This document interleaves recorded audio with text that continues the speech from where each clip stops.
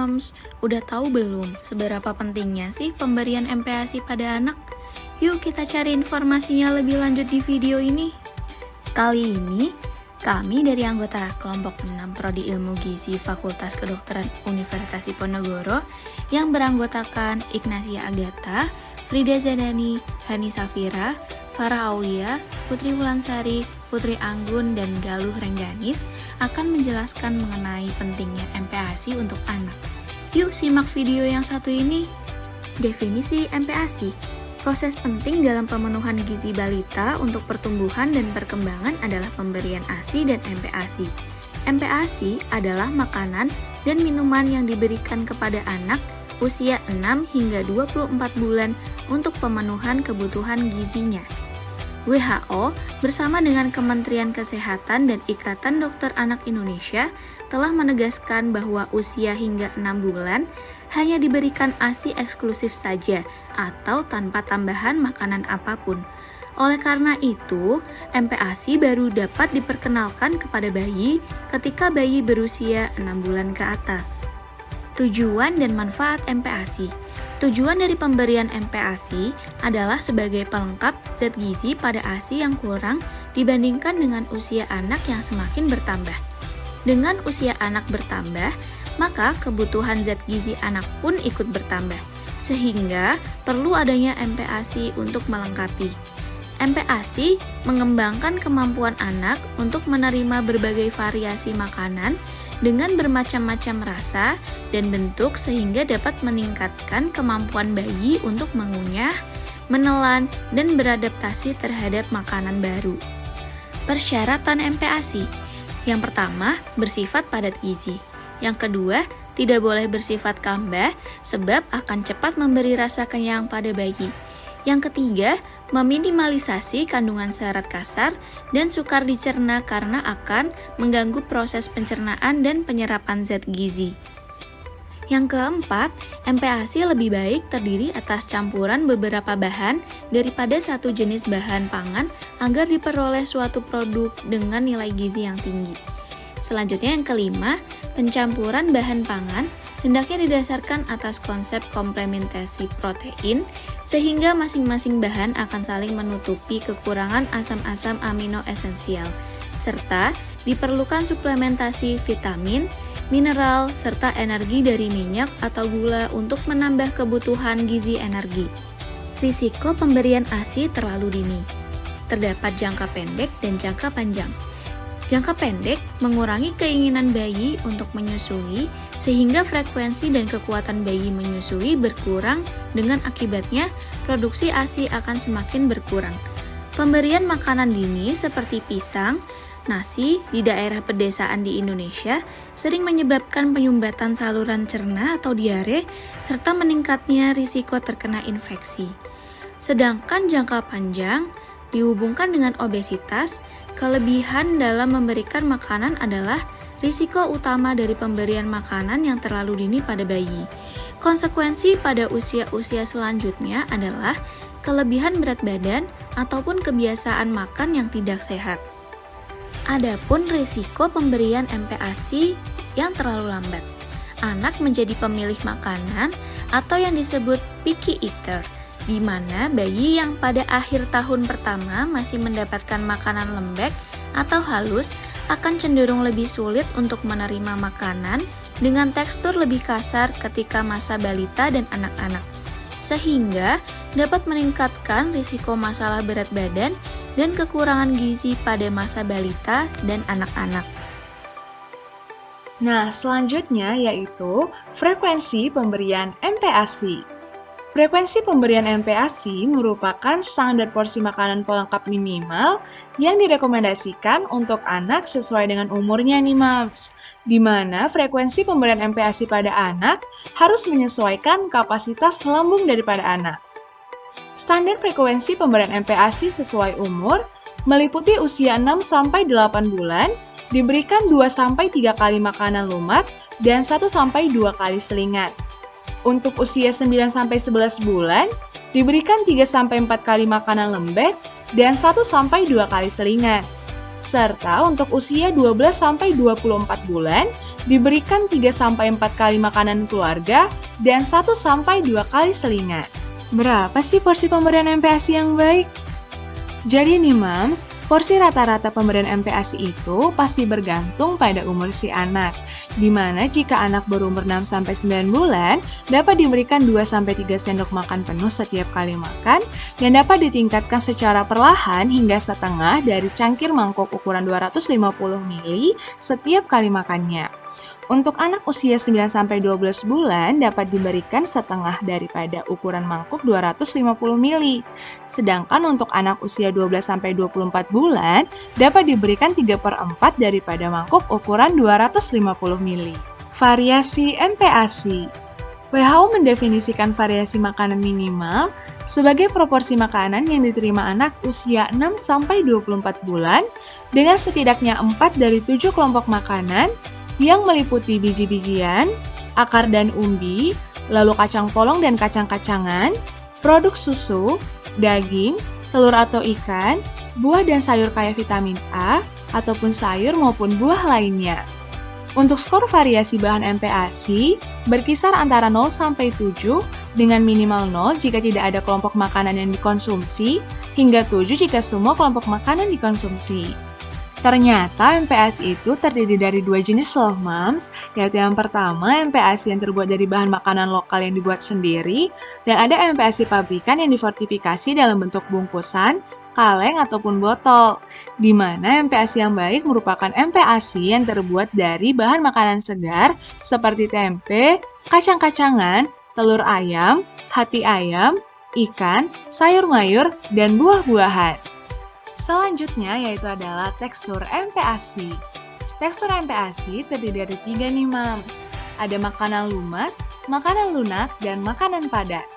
Makanan lumat adalah makanan yang dihancurkan atau disaring tampak kurang merata dan bentuknya lebih kasar dari makanan lumat halus. Contohnya seperti bubur susu, bubur sumsum, dan lainnya.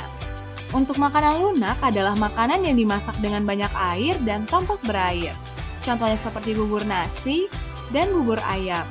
Untuk makanan padat adalah makanan lunak yang tidak nampak berair dan biasanya disebut sebagai makanan keluarga. Contohnya seperti lontong, kentang rebus, dan makanan padat lainnya. Berikut merupakan contoh dari gambar tekstur MPASI. Terdapat beberapa hal yang harus diperhatikan dalam pemberian MPASI. Yang pertama, memilih bahan makanan utama dengan sumber tinggi zat besi. Yang kedua, memilih beras sebagai salah satu sumber karbohidrat karena bersifat hipoalergenik. Yang ketiga, telur dapat diberikan saat usia 1 tahun atau 12 bulan. Yang keempat, makanan selingan dapat diberikan 2 kali sehari seperti bubur kacang hijau, biskuit, dan buah-buahan untuk melengkapi kebutuhan vitamin dan mineral. Mam, selanjutnya terdapat beberapa hal yang harus diketahui dalam persiapan dan pemberian MPASI. Yang pertama, tepat. Tepat dapat dikategorikan menjadi 4, yaitu usia makan, frekuensi makan, porsi makan, dan tekstur makan. Yang kedua yaitu beragam. Beragam yang dimaksudkan adalah perkenalkan beragam jenis makanan sumber karbohidrat, lauk nabati, lauk hewani, sayur buah, dan minyak.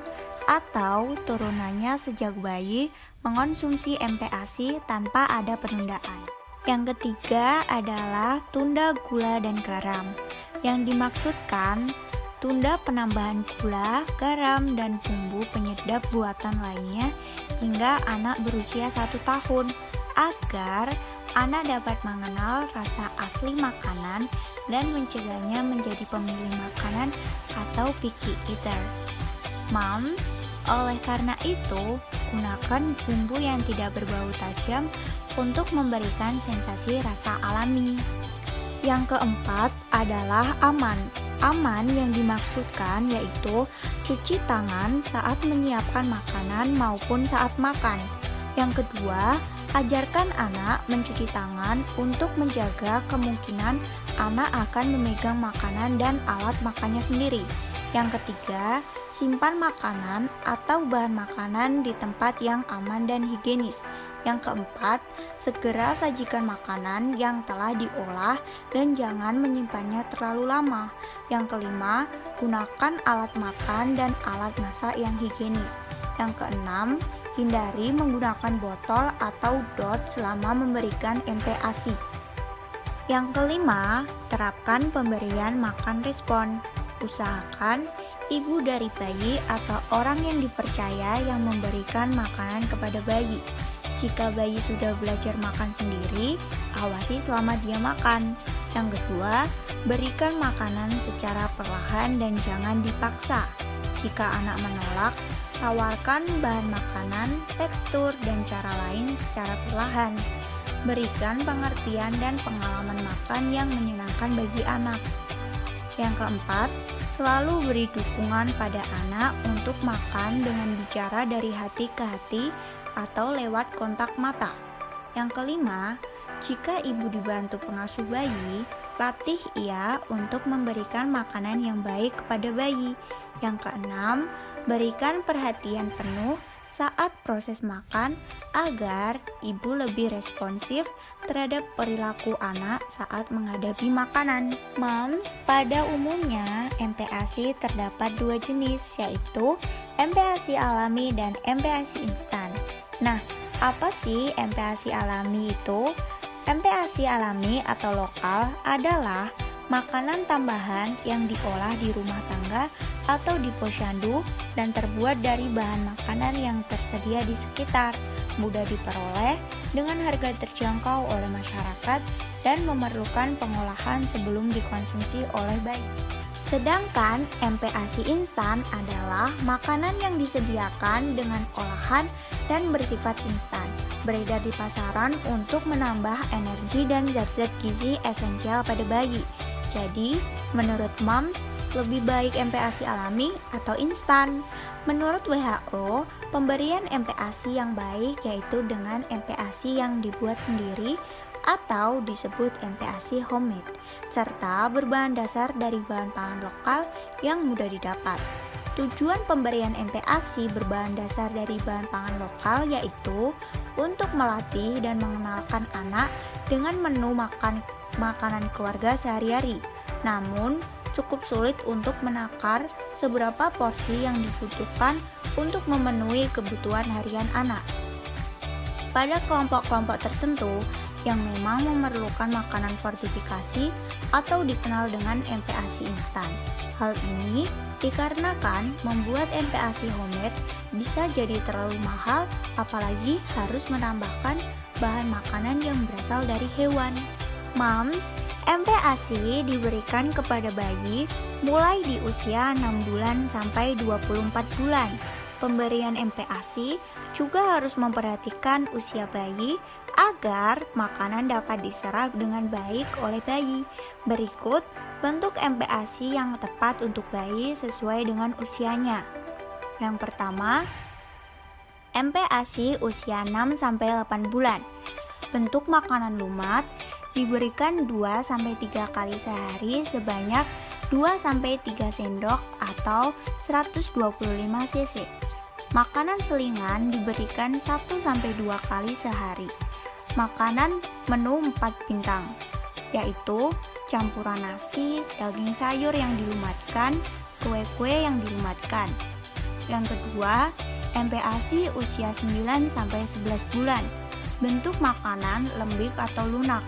Diberikan 3-4 kali sehari sebanyak 200 cc. Makanan selingan diberikan 1-2 kali sehari. Diberikan menu 4 bintang, contohnya nasi tim, hati ayam, tempe, dan sayuran.